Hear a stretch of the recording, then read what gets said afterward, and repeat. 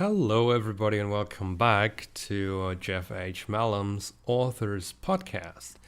Before we start with the podcast itself, I want to say sorry because 2 weeks ago, around about 2 weeks ago, there was an update video in which I said that today, so in this week, there will be a video that is an audiobook of the first few chapters of my first book. However, as you can see in this podcast, that did not happen. Let me explain that real quickly, and also let me explain whether or not you can still expect it, and if so, when. So first of all, as I teased in the update video as well, I am currently still in an exam phase in university, so I have lots of stuff to do. And I thought I would have my time managed enough to get these audiobooks online by this week, but hell was I wrong. I didn't find time at all, and actually the podcast you're listening to right here, right now, is recorded one day before its release. And well, usually I finish a video for a week, 7 days in advance. So I really didn't have time at all, and the audiobook is a thing that really takes time. Like all things around, all conditions have to be perfect. Like I have to be alone in my flat. It cannot be at night so that I can speak louder. It cannot be at times where the construction site next to my flat is working. I can't be too tired, I can't be ill, I can't be whatever, and I need time. Because capturing an audiobook, even though perhaps the video itself is just 20 minutes long in the end, takes hours. And since I want to release it both in English and in German at the same time, it's also the work for 2 videos at the same time. And I thought I could do it while taking some breaks from university stuff, but as I said, hell was I wrong. I am, however, trying to finish it as either next week's or the week after video. I won't promise anything, but I'm very, very, very positive that it could work, at least within the next 2 weeks. I'm pretty sure that should work. So I will try my best, and I will keep you updated, for example, on Instagram or on my blog, jeffmalum.com. You can find the links in the description, as well as the links to my online shop, where you can buy my books. Okay, but enough of the pre-talk, and let's get to today's topic. And in the previous episode of my podcast, I was talking about what I read. So what does an author read? And I think this might have been very disappointing for some people. Maybe some people believed, oh, he's an author, so he must have read 1,000 books, must do nothing else than, put himself into literature. But that is actually not the case. Since the last podcast, I have read some more texts, like, for example, some more Sherlock Holmes short stories, and a book from the late Renaissance period called Paradise Lost by John Milton, which personally I didn't enjoy that much, to be honest. I'm just not a big fan of Renaissance literature, to be honest. I also, as I said before, really not a big fan of Shakespeare at all. But I haven't read Macbeth yet. Many people also don't really like Shakespeare always tell me, hey, but you have to read Macbeth. It's better than anything else. And maybe I will one day. But I can easily say that I didn't like Midsummer Night's Dream and Hamlet. However, so I told you what I read. But I didn't really tell you where my inspiration derives from then. Because many people have this wrong thought, or maybe for some people it's right, but not for all, that someone who produces in a certain media also is a consumer of that media. And while from a cultural studies perspective, that might to some extent be true, like if we, in cultural studies, if we analyze fandom, so to say, then we would speak of 5 levels of fandom. That would be just the consumer, the fan, the cultist, the enthusiast, and the petty producer. And that in these theories, the more you consume would also basically mean the more you produce more. So the higher your own productivity as a fan automatically means you are having also higher consumption about a thing. However, that is not universally true. It's just a basic theory that fits into most places from a sociological point of view, that cultural studies is. But as I said before, this isn't true for all cases, and that is very important. It is not limited to one medium. What do I mean by that? Let me briefly explain that before I come to my inspirations, obviously. So people always think people who produce music must also consume music.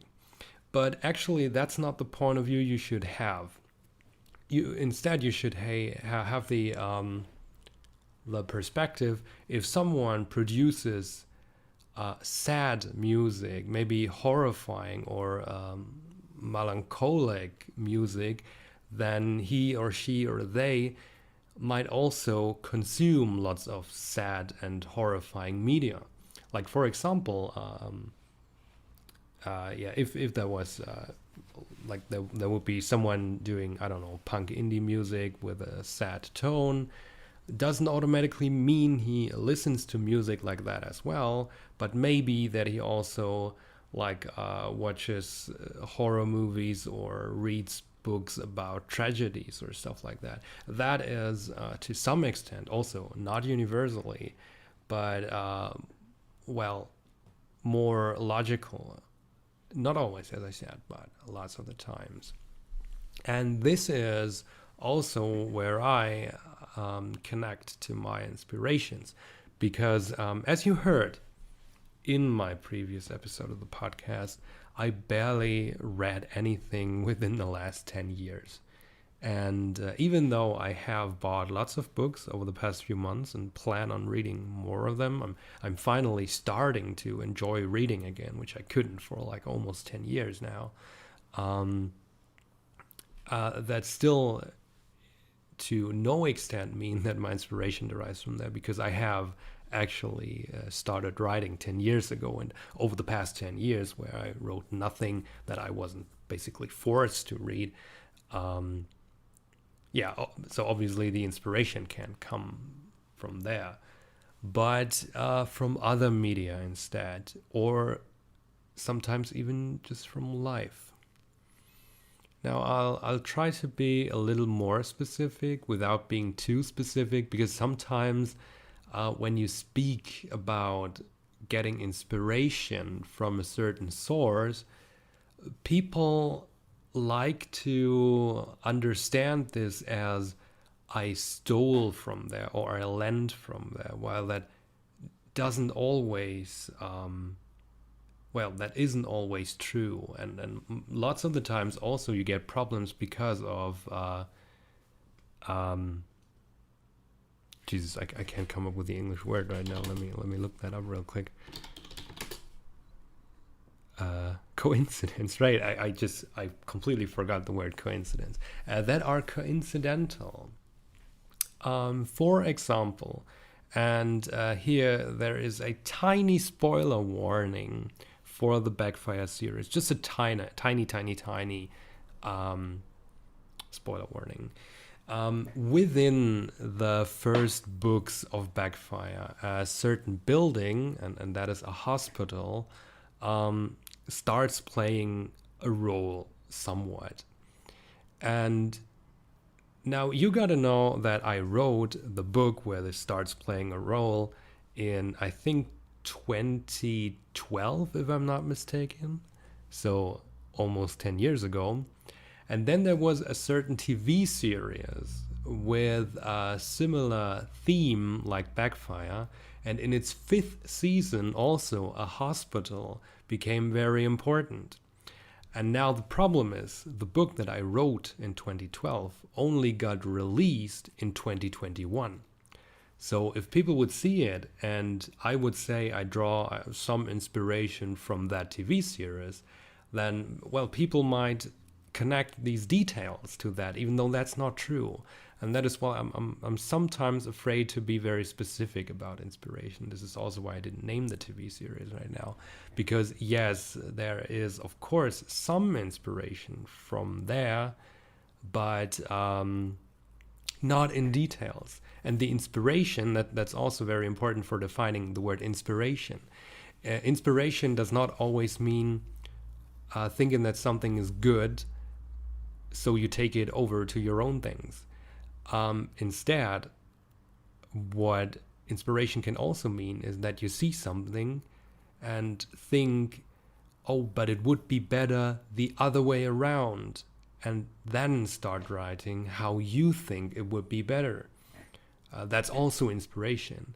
And this is also what connects to this certain TV series, which I saw, but thought that some things should be different, and thus came up with an idea.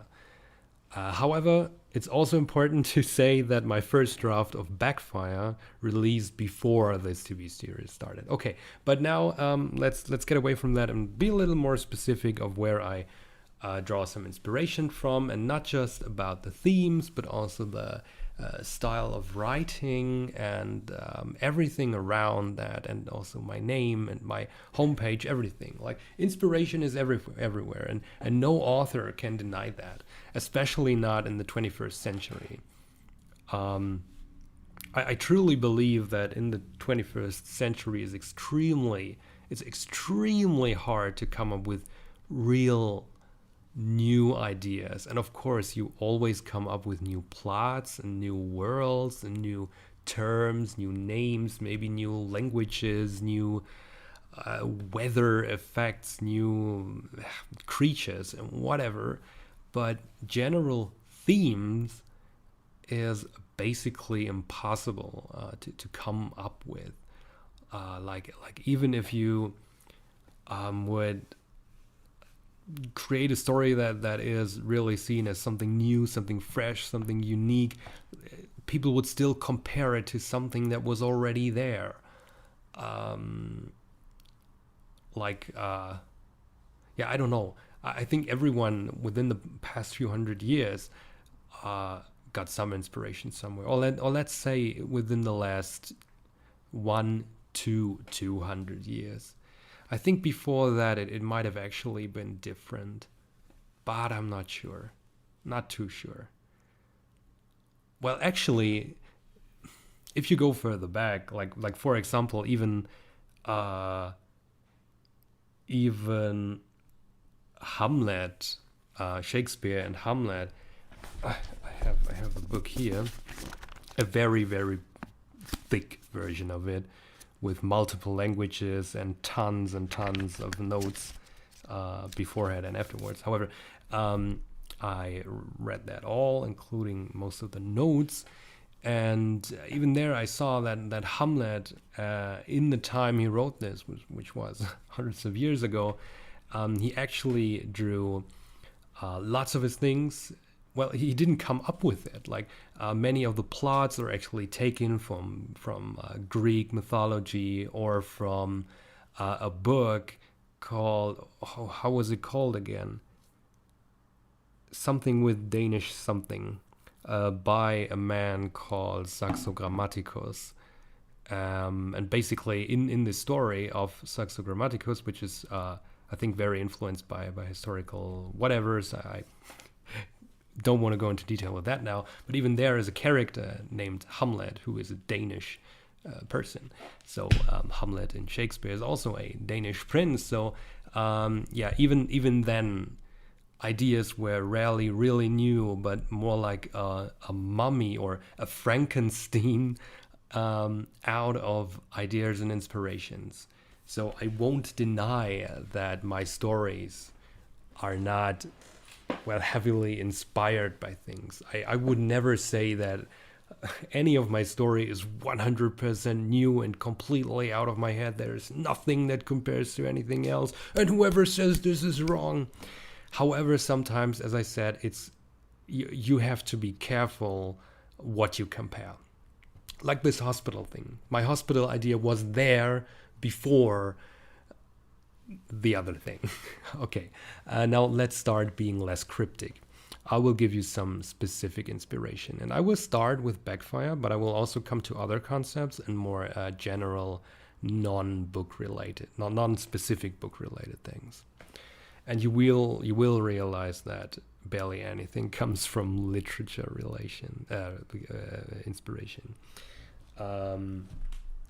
Now, the content of Backfire is obviously, if you've read anything about it or just read the short abstract on Amazon, you quickly notice it's a post-apocalyptic survival story, and yes, it includes a zombie illness. I won't clarify what kind of illness right now, but it is connected to the undead, so dead people walking again on Earth. Now, of course, there is inspiration from various things, and I'm not surprised that most people say that it is close to. Sorry, I have to look something up on the internet real quick. What was it called?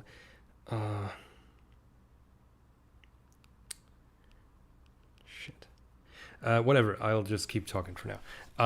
I'm not surprised that many people say that Backfire looks like it is inspired by The Walking Dead. I completely get where the connection comes from, and I wouldn't even completely deny it. But as I said before, my first draft of The Walking Dead, sorry, not of The Walking Dead, of Backfire, was from early 2010. And the first season of Backfire as a TV series started only in October 2010. And even though I've heard about that, I only started watching The Walking Dead in 2013. So 3 years later, and it was only then that I learned that there used to be comics which it was based on. So I didn't know all that. And what I can say, however, is that, and this is probably where this notion derives from, that people compare Backfire to The Walking Dead, is that both me and Robert Kirkman of The Walking Dead had the same inspiration. Like, I used to like and watch a video called a movie called Dawn of the Dead, and this is one of the inspirations that I had. And that was also the case for Robert Kirkman writing and later directing or whatever, producing The Walking Dead, because he also liked movies like Dawn of the Dead, which is pretty older than me. So of course there are similarities if both things have the same inspiration. And I won't say that for some things Walking Dead also was an inspiration for me, but not the way you might think. I instead got more inspiration about this whole thing from other stories that are mostly in the category of video games. Like, I think the biggest inspiration for me back then was Resident Evil or Biohazard, a video game series. Oh, and not the movies. The movies are terrible. Sorry, I had to say that the Resident Evil movies are gah. And then over time, things like The Last of Us occurred that also inspired me a lot. There are more which I can't remember right now. Let me check. I think that on my German Backfire wiki, I wrote something about that. Didn't I? Nope. Here. Okay, I also wrote Dawn of the Dead, Resident Evil, and The Last of Us. So yeah, that is basically what I just said. And that is easily true, but that only accounts for the theme, the general post-apocalyptic dead people wandering on Earth theme. But of course, not all the subplots, not all the characters, and so on. The characters are not inspired by any kind of medium, actually. One could say that the basis of all the main characters comes from people that I know. However, very, very, very, very, very important to say that only very superficially, only very vaguely. For example, the character Roberto, who is, or Roberto actually, who is one of the characters in the first Backfire book, and one of the starting characters, and he is to some extent based on a friend of mine, but he is then explained as a rather negative character, almost like an, I wouldn't say antagonist, of course, but not always too cooperative and very, well, having lots of, I would say, negative characteristics. While, of course, the friend, this person is basically, well, based on, does not have these characteristics. Now, these are him, but changed with other aspects for storytelling reasons, obviously. Same things with the plot. There are lots and lots of plot things within the Backfire universe that connect to things that I have lived through. But of course, I have not lived through a post-apocalypse with zombies and guns around me. So this is just, inspiration is never always copying thing, but never always, I just said never always, what is that supposed to mean? Is not always or rarely just copying, but instead, using information, connecting it, and conveying it to other resources and media. Now, what about the writing style? And that does not only count for Backfire, but my books in general. No, I wouldn't say that. I can't say that. And also sorry for sometimes mixing in some British English. I originally learned British English and then over time switched it to a more American English version, which I think should be quite clear. But sometimes there are small things in my language like can't, or sometimes when there is the word that, I sometimes tend to say that. Like in British English, those things. Sorry for that, but I'll try to not do that. Now, the writing style. That is a little difficult for me to say because, as I said before, I was never really reading literature. So you can't say that my writing comes from any books that I've read, because also that is very important. 10 years ago, I could speak English, but definitely not as good as today. So I rarely read English books and instead German books. Now, so where would my English writing style derive from if I never read English books before I started writing, right? So the problem here is that I really can't tell that. I really can't say where my inspiration comes from. I can say where some notions in my English writing come from. For example, there is a book in the works that it is called Jonathan Lake. It is one novel and based on, well, I won't say too much about it now, but it is more like an everyday life book, but still different. It's hard to explain without giving away details. And some of the writing there, as well as the use of metaphors within the writing and the general construction of the story, is heavily inspired by the author Muriel Spark, who is who was a great author, in my opinion. She was great, really. And yeah. So some notions from her writing can definitely be found in Jonathan Lake. Of course, you haven't read Jonathan Lake because it hasn't released yet, but you will perhaps one day realize that if you have read something from Muriel Spark. Like, if you want to try that out, I suggest reading The Prime of Miss Jean Brodie, a quite short novel by Muriel Spark, but a great one, in my opinion. I know people who really didn't like it, but I like it. And then, yeah, but apart from that, I really can't tell you where inspiration from writing comes from. I constantly, over and over again, reflect upon it and then try to think, okay, there must have been this one day where I just typed and wrote some sentences and then I just went on like that.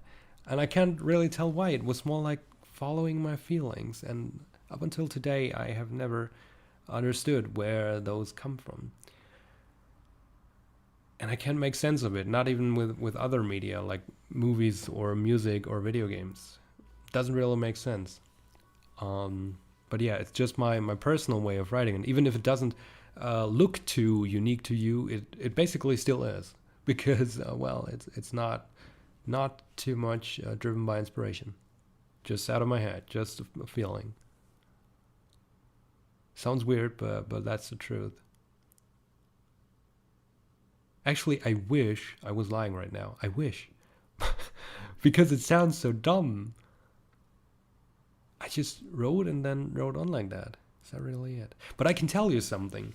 Before I wrote the way I do now, especially when you have a look at the Backfire series, which is written in first-person narration, which until I think this is the only first-person narration book series that I have, or book that I have. I've written many concepts and finished some books, and some are still in the works, but I think all of them are in third-person narration, except for Backfire. So yeah, whatever. All of these are just written the way I write, let's say it like that. Also, by the way, the third person narration, once again, is very different. You will realize that when another book that is not Backfire releases next winter, or this year's winter. Now, what I wanted to say, before I started writing Backfire, the way it was released now, my first draft was actually very, very different, and that had a huge inspiration. I will open it up on my computer real quick. I think I still have it. Is it this one? No. No, my first draft was still set in Germany, but it should be this one then, right? No, not this one? Yes, it is this one. Okay, so my first writing was very, very, very different. Because I tried something new, which I personally liked. I really loved it, and sometimes I even miss it. Maybe I will write a book like that again. But it was a mix of a novel and a play. So it was like there were explanations, like in a novel, for example, Rickard, Asfad, and I opened the door and went inside to the house, floor, kitchen, whatever. But then there would be the name of the speaker, like Rickard, and then saying, "Oh shit, what's going on?" So it would be like a mix of classical of typical novel writing, but then the dialogue or monologue or whatever, whenever someone would speak, that would be like, for example, in Hamlet or in Faust. So yeah, like that. This mix of novel and play, so to say. However, when I first showed this to people, they were like, "Okay, I like the idea, but it just doesn't work. It doesn't give a good feeling reading this. It more like blocks each features. Like it isn't really a novel, but it isn't really a play, and it doesn't work together." And yeah, I agreed, and then changed my writing style to a more, well, usual novel style. Um, but I think I will write a book like that again. And I think I have an idea which one it could be. I have, as I said before, lots of concepts, and some of them are just concepts. And I think there is one where it would work pretty well. But we'll see. Maybe it will be shit. So back to the inspiration. Now I have different stories as well. Like, right, if I go on jeffmalum.com, there is a blog entry called "What About Other Novels?", where I spoke about what else you can expect. And there are 3 examples. One is called Lust and Disarray, one is called Chill Faith, one is called The Couple of Harem Creek.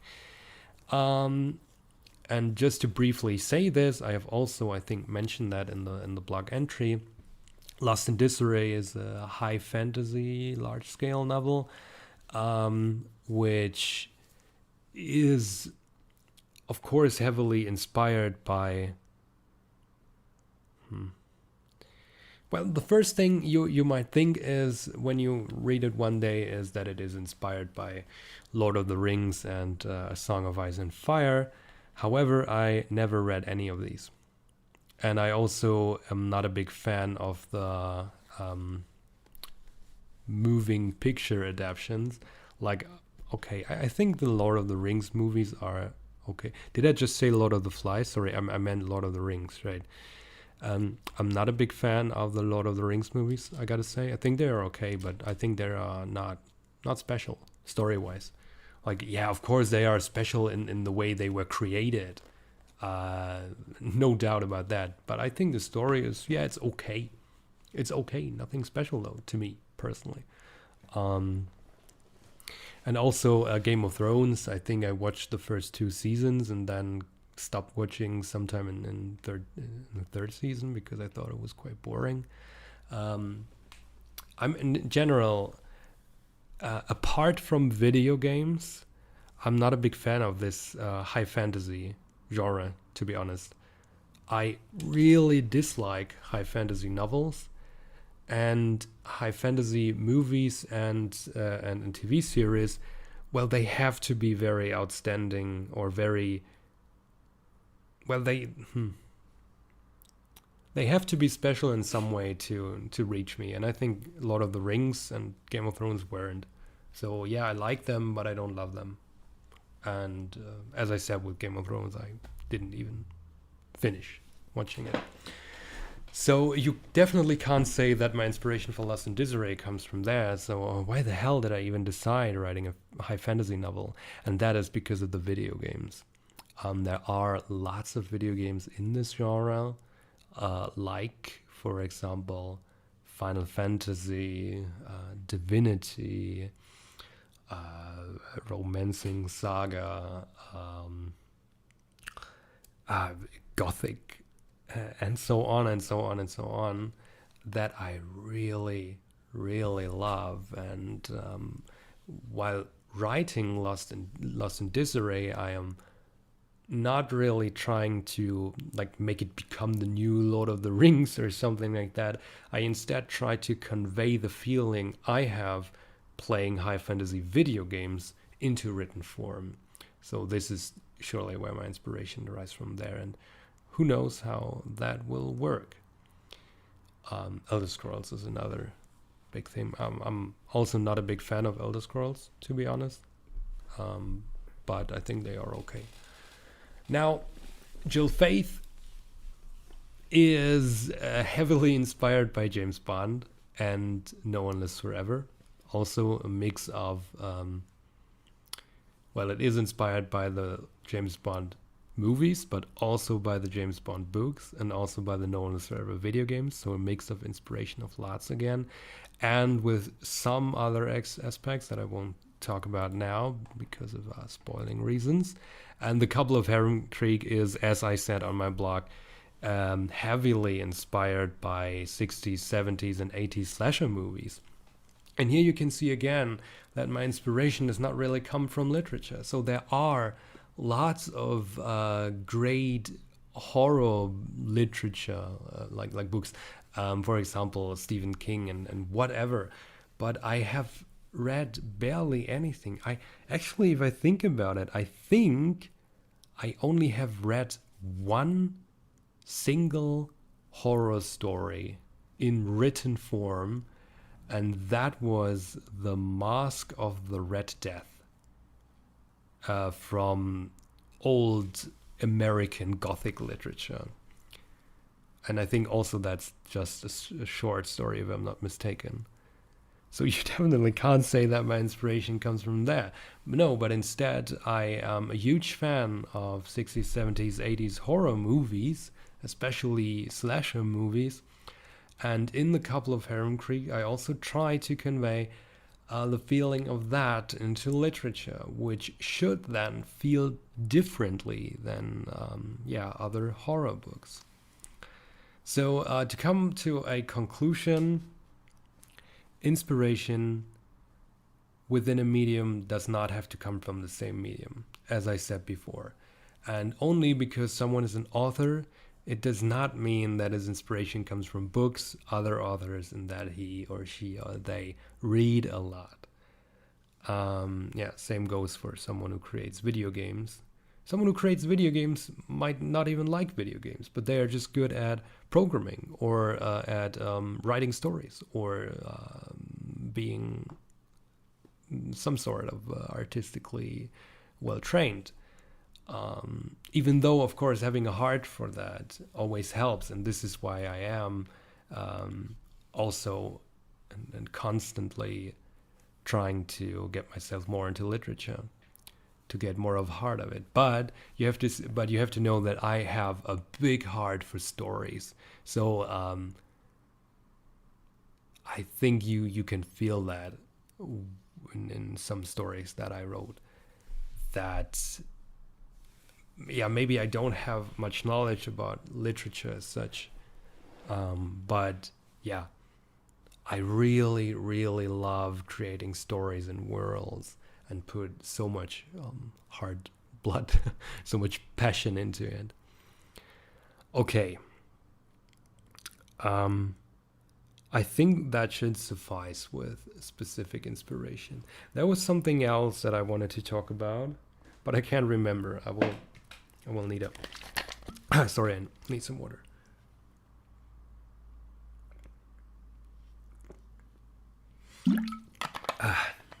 Okay. I think I just should end the podcast here. I think I should. Well, if you have questions about my inspiration, for example, if you read the first or second Backfire book and you were wondering, okay, there was this certain thing and that reminded me of that and that, maybe your inspiration derived from that. Is that true? Or there was something else that I wanted to ask you, or maybe about your name or some other concept, or the general inspiration for writing or whatever. Feel free to use the comment section. I will try to answer all comments that I'll get. And you can also, if you want to ask something in private, go over to jeffmalum.com. There is a part of the website called Contact, where you can send messages directly to me, and this includes questions that I will gladly answer, and even I might feature some of them in a future book. I love to put some Q&As into books as well. So yeah, so much about that. I hope you all have a great day or had a great day, and I will try to release the audiobooks as soon as I can. I'm positive that it works within the next 2 weeks. And also don't forget to check out my Amazon shop, my Patreon page, my Instagram page, my blog at jeffmalum.com. And yeah, subscribe to the channel, ring the bell, and give a like, leave a comment, and read you all soon. Thanks for your support. Bye bye.